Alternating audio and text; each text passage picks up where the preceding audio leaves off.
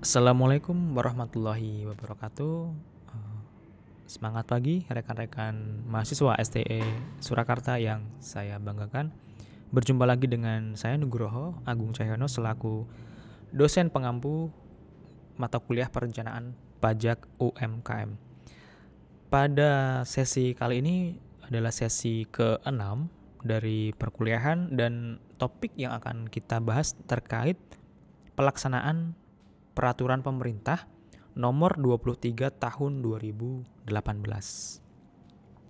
Nah, di sini kita akan bahas lebih kepada teknis administratif ya untuk pelaksanaan dari peraturan pemerintah ini, yang mana diawali yang pertama kali adalah pendaftaran NPWP, nomor pokok wajib pajak, jika belum terdaftar.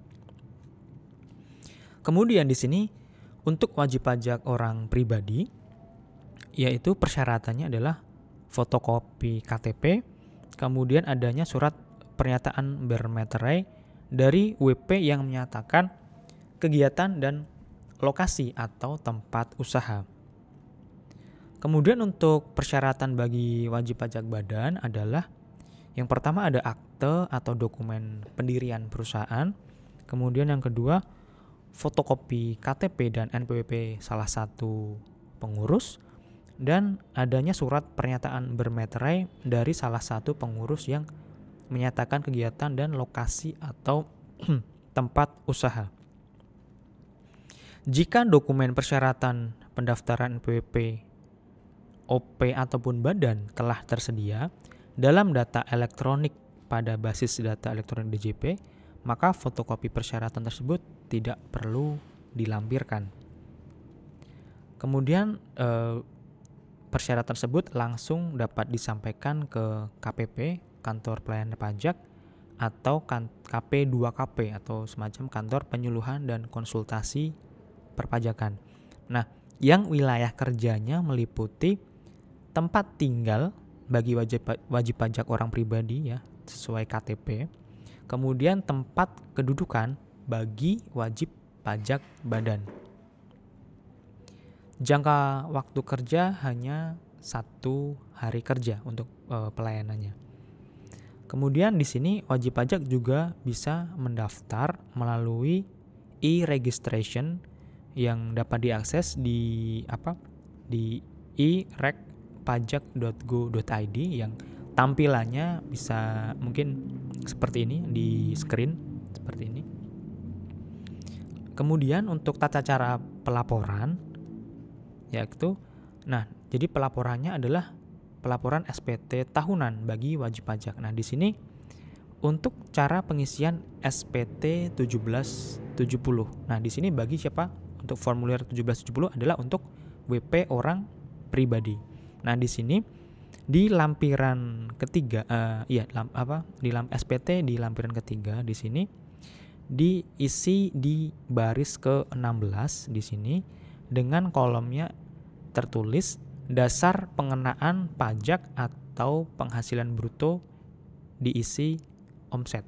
Nah, di sini di angka 16 di bagian lampiran 3 ya. Kemudian kolom PPh terutang diisi PPh 0,5% gitu ya. Jadi di sini di angka 16-nya tertulis kolomnya penghasilan lain yang dikenakan pajak final dan atau bersifat final gitu ya.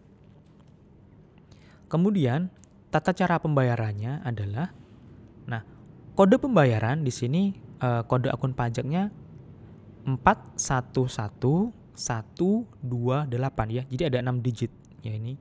Kemudian kode jenis setoran atau KJS itu 420. Jadi ketika nanti rekan-rekan misalkan sebagai wajib pajak melakukan pembayaran atas pajak penghasilan yang terutang sebagai WP UMKM di sini, misalkan tadi WPOP ini, maka sudah ditetapkan, sudah ada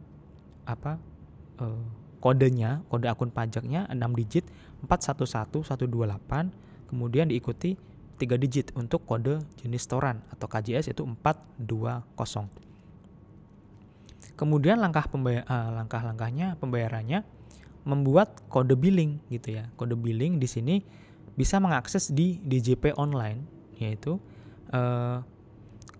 baik dari SSC 1, surat setoran elektronik 1, 2 ataupun 3 dengan layanan billing DJP atau datang ke KPP atau di KP2KP, atau pembuatan kode billing bisa diakses di Kering Pajak ya, call centernya DJP di 1.500-200, atau bisa ke petugas teller ya, petugas teller atau customer service bank dan kantor pos. Kemudian melalui internet banking, kemudian ASP, kemudian di SMS ID billing di bintang 141 bintang 500 pagar atau di mesin ATM gitu ya. Kemudian tata cara pembayaran pajaknya di sini bisa melalui petugas teller bank dan kantor pos, atau mini ATM, ataupun internet banking dan mobile banking, atau di mesin ATM. Kemudian cara mudah sekali langkah. Nah, di sini pembuatan kode billing di sini sekaligus membayar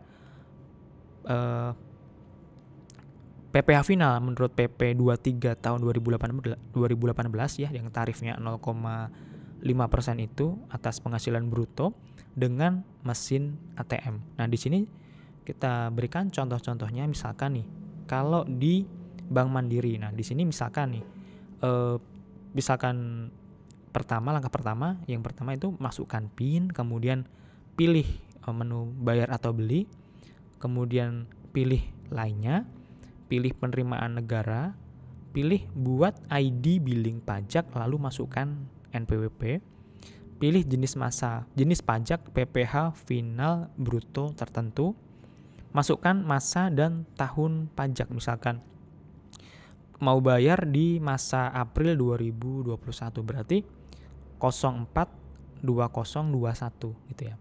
Masukkan jumlah pajak yang dibayar, konfirmasi pembayaran iya atau tidak.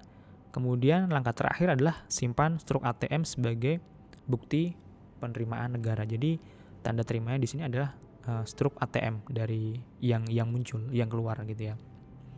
Kemudian untuk kode bank lain, yaitu di mesin di BNI misalkan, di sini masukkan PIN langkah pertama, pilih menu lain, pilih pembayaran, pilih pajak atau penerimaan negara, pilih pajak masa tertentu, masukkan 15 digit NPWP, pilih benar, pilih PPh final bruto tertentu, pilih ya, masukkan masa dan tahun pajak sesuai dengan masa dan tahun pajak yang akan kita lakukan untuk pembayaran.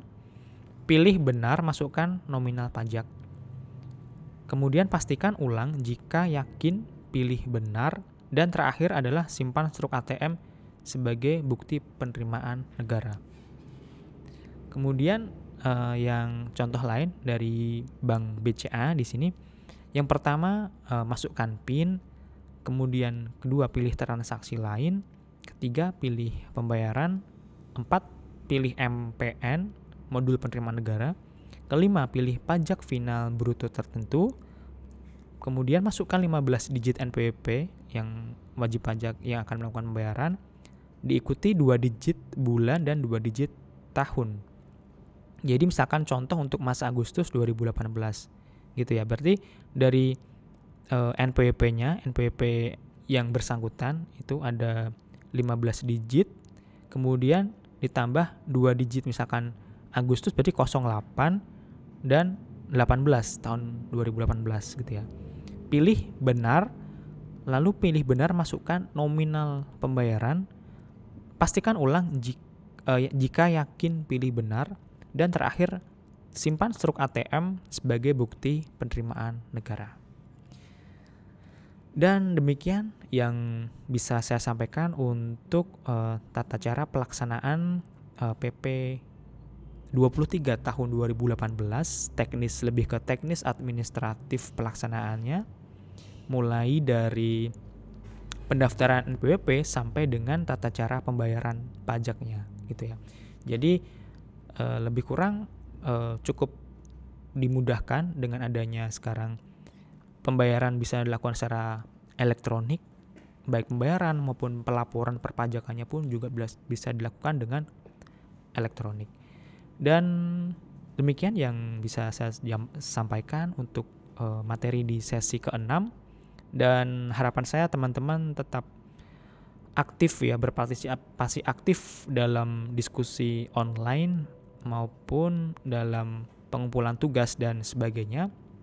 Dan sekiranya ada hal yang diskusikan, silakan untuk kita diskusikan di platform yang ada. Demikian dari saya, terima kasih. Assalamualaikum warahmatullahi wabarakatuh.